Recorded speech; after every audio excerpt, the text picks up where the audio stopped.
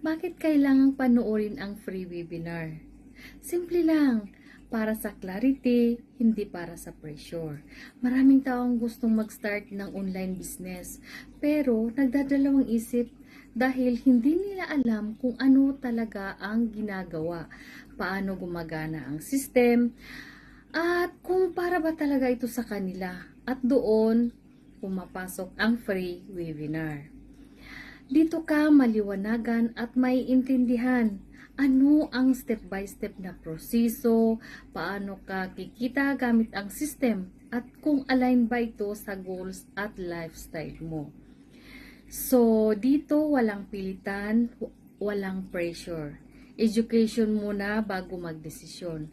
At ang pinakamaganda po dito, pagkatapos mong manood, ikaw mismo ang mag-decide kung itutuloy mo to o hindi. Kasi hindi ito tungkol sa pag-convince sa'yo, kundi sa pagbibigay sa'yo ng tamang informasyon. Clarity before commitment po.